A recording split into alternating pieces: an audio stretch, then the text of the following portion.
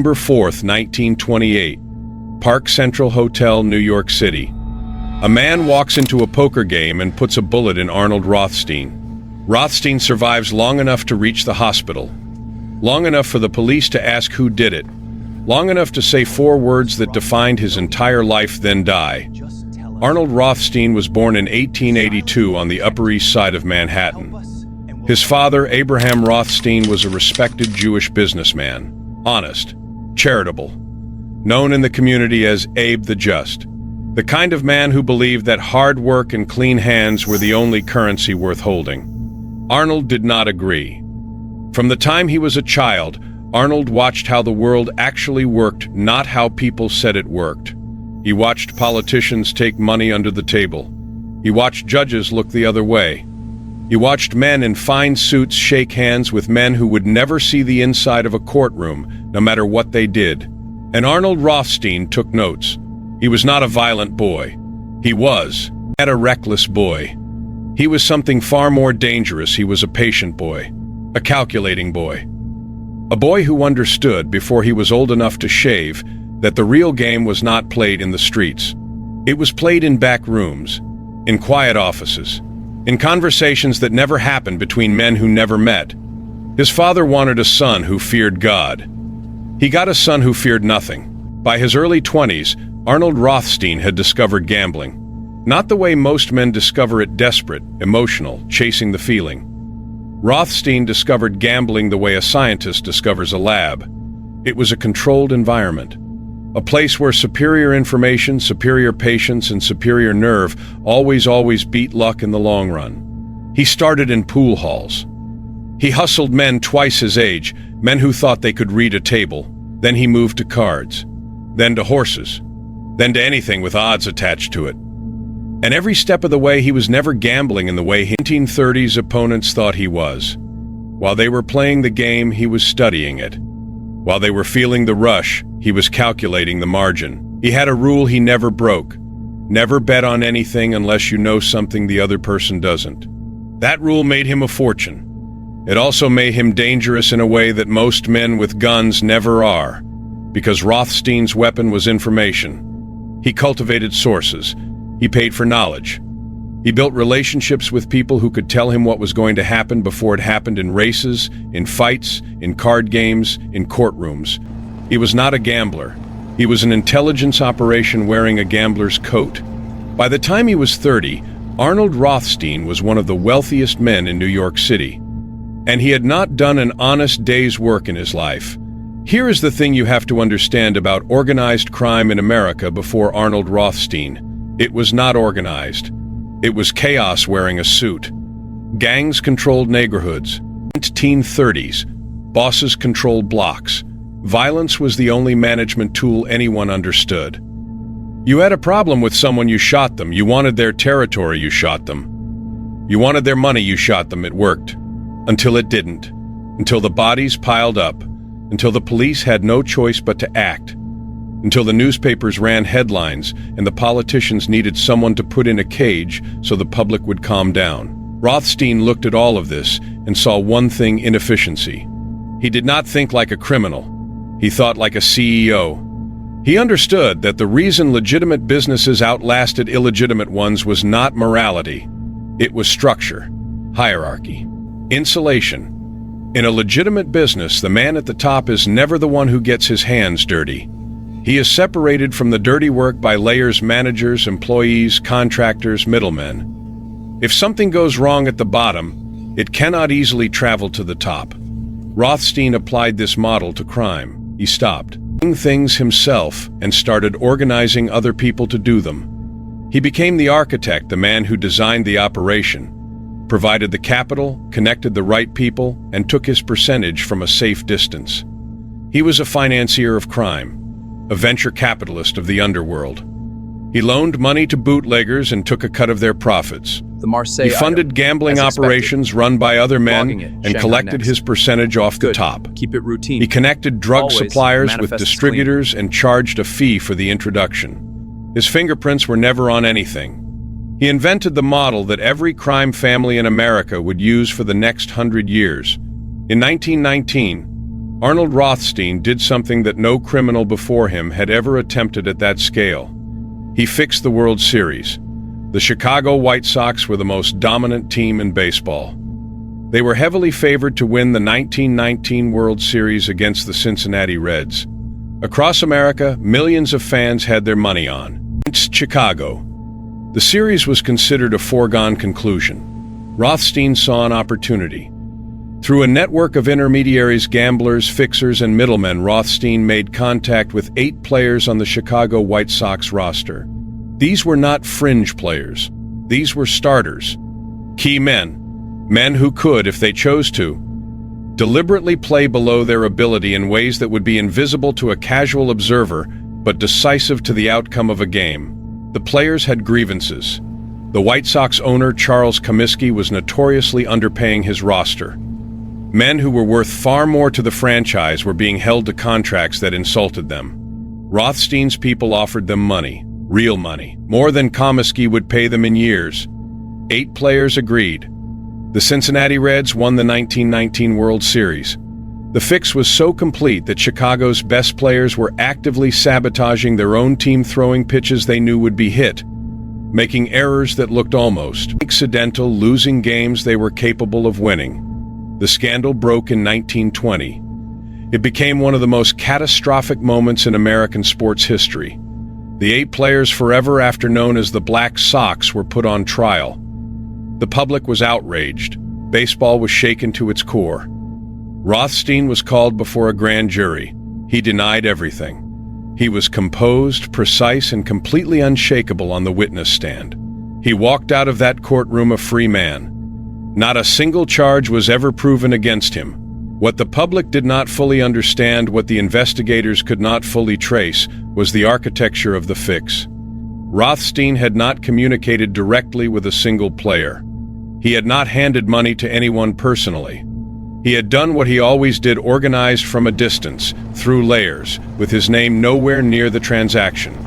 He had fixed the World Series the same way he ran everything else, like a business, like a machine, like a man who had read AT rule book and decided to write a new one. They called him the brain. They called him the fixer.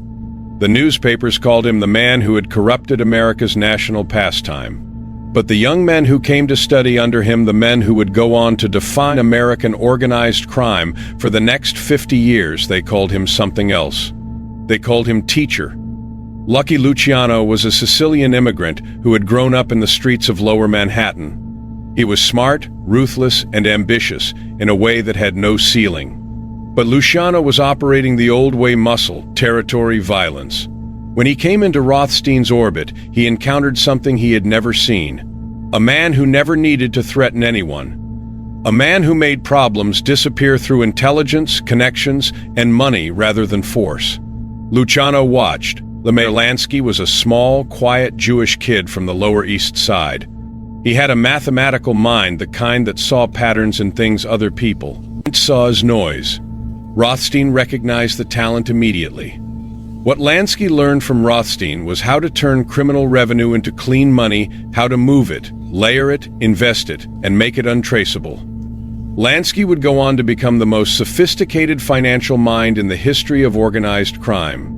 The foundation was laid in Rothstein's back rooms, and then there was Capone. Al Capone, the man who would become the most famous gangster in American history, the face of the Chicago outfit, the man who ended up on the cover of Time magazine. Capone understood exactly what Rothstein had built.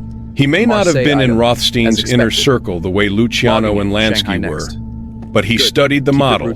He applied it in Chicago. He turned a city into a criminal corporation. 3 empires. All of them tracing their organizational structure back to one source. Rothstein did not just build his own criminal enterprise.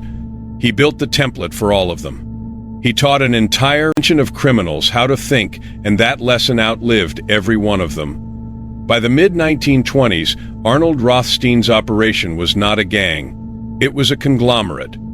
Prohibition had arrived in 1920, and with it came the single greatest business opportunity in the history of American crime. Alcohol was now illegal, but the demand for alcohol had not gone anywhere. Tens of millions of Americans still wanted to drink, which meant that anyone who could supply that demand was looking at profits that made legitimate businesses look embarrassing. Rothstein moved into bootlegging the same way he moved into everything, not as an operator, but as a financier and organizer. He funded smuggling routes. He connected suppliers in Europe with distributors in New York.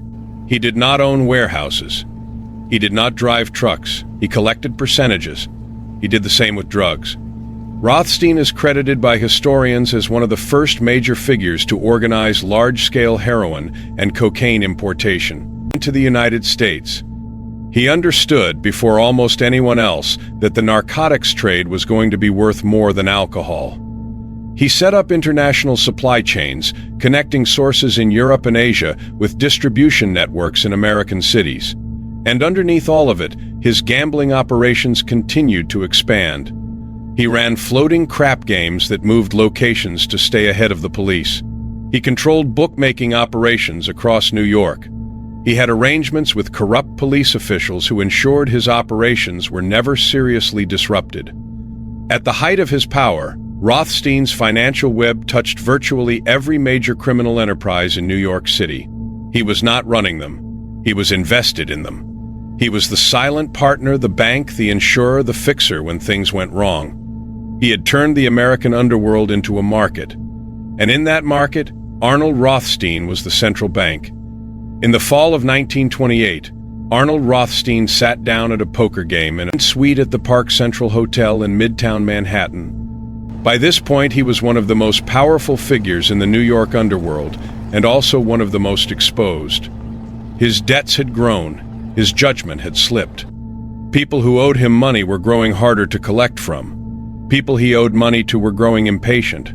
The poker game went badly. Rothstein lost over $300,000, a staggering sum. He refused to pay, claiming the game had been fixed against him. The accusation did not go over well.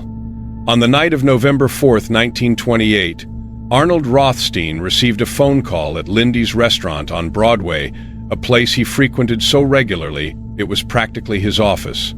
The caller asked him to come to the Park Central Hotel.